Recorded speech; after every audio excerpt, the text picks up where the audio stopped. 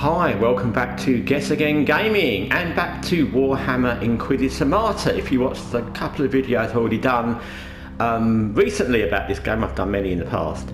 I've been doing a Void Quest, and as you can see, I'm not actually in the Void Quest, and there's a reason for that.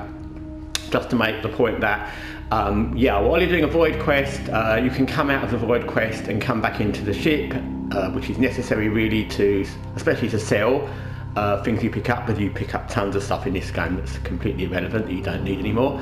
And if you want to craft more armour or things like that, you can also do that. So you can come out with a Void Quest at any point as long as you finish the actual mission and the Void Quest you're doing at the time, which makes sense.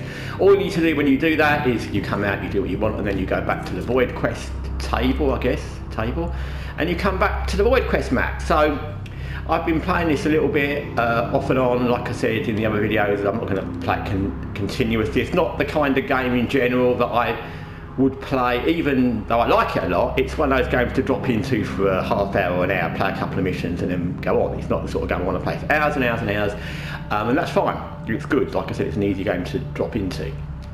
So I played a few more of these Void Quest missions and I completed them, as you can see.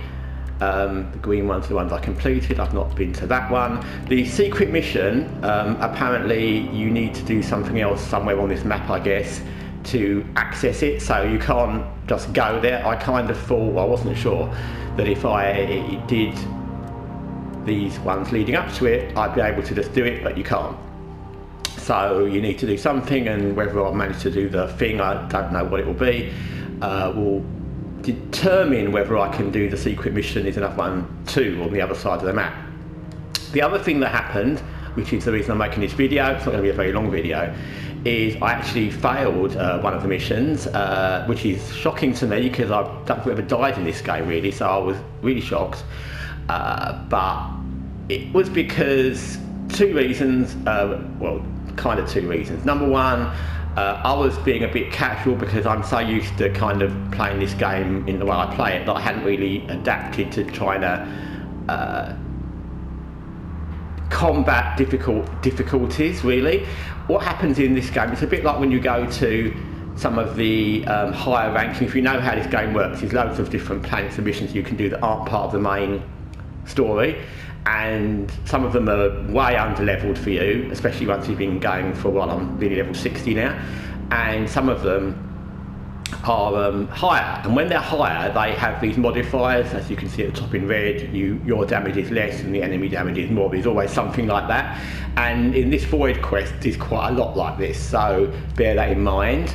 I'm going to guess that when you continue on through the Void Quest that gets higher and higher. That would make sense, and I've seen missions that are like 10, 12, 20 levels above me that are ridiculous modifiers that I'll just be killed in. I've tried them before and I think I've done a couple, or maybe more than that, but in general I've not bothered to do those because I don't really see the point. Anyway, you do get bonuses. You can see there, if you complete the mission you get +3 reduced damage taken from chaos engines, but I think that's negated by the minuses. That's not going to benefit you against the minuses, so you're going to have to do them, but you're not going to do them thinking, oh, that's going to really help me, because the modifiers against you are always going to outweigh that, I think. Anyway, the other reason I failed the mission is because it was a mission to escort. If you know how this game works, again, you often have to go and rescue people in different situations, but if they're named characters they usually do fine, but if they're little Imperial troops they tend to die. Sometimes they're sent just to help you and you've not got to rescue them. Sometimes you've got to rescue them and they die, but usually they either don't die, or if they have all died before, I can't remember, then it doesn't affect whether you complete the mission. But when this mission failed, it's because I didn't manage to save any of the troops. The troops are not that strong, they don't have good defence, and they don't have good life skills in that they just stand shooting at whatever attacks. If it's something they can't kill, rather than run away, they just stand there shooting at it. So I was busy, it was right at the end of the mission, I was literally at the place to exit, and I had about, I don't know, 7 or 8 of them left, and I was attacked by many enemies, high ranking enemies, And while I was fighting one that I was really struggling to kill, and lots of little side enemies, they were fighting something they couldn't kill and they were all killed, so I failed. So that was something. And the other thing I learned from that, which I didn't know, or hadn't thought about really, is that when you fail a mission, you can't continue on that path. So you can see there was linking paths there, but now they're not, because I failed, so I can't basically go that way anymore to get there. If I wanted to get to here, I'd have to go all the way from up there. So what that basically means is that if you fail a mission in for example, that one there, you can see there's only one path. If I went there, got that one and went there, I could then come back to there. But if I fail that one, whatever that's going to be, I'm stuck, and that's kind of it. I can go that way, and then if that fails, I'm stuck there. So there's going to be a point somewhere where you may not be able to proceed. I'm not sure.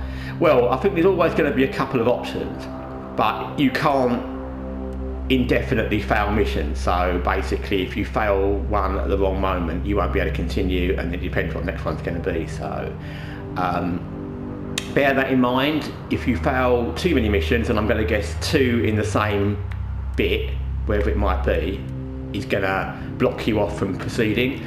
So bear that in mind. You can't kind of go in like you do in the main game and think, well, I'll probably complete it, and if not, well, I'll just come back and have been defeated. If you fail, you can't go down that path anymore. So those are the things I've learned. Like I said, I'm going to continue playing this. Obviously, I've got to be doing the missions up here. I won't be able to do the secret mission, as I said. And I'll see. Tell you what that is? No, it doesn't even tell you. You can't click on that to tell you how awful that's going to be, but judging by how they've been already and the modifiers, I reckon that's going to be pretty grim. So I may even have to upgrade my weapons. I have upgraded them a lot and I have changed them, but I haven't changed anything for a while because I was doing just fine with what I had. So I might even have to change weapons or use a different weapon, because I think some of these things that kill you or do a huge lot of damage, kill you and do a huge lot of damage close up. A lot of them are close up, a lot of them are melee types or that kind of thing. They do magic damage close up or explode close up. They would be probably better handled with a ranged rifle rather than a shotgun, because you have to get quite close to a shotgun at the moment, or in the last, I don't know, 20 levels I've just been using the same shotgun and the same sword, so maybe I need a further ranged weapon, but we'll see. Anyway, thanks for watching Guessagaingaming. Till next time, with Warhammer Inquisitor Martyr Rogue Quest, or Void Quest rather. Take care for now.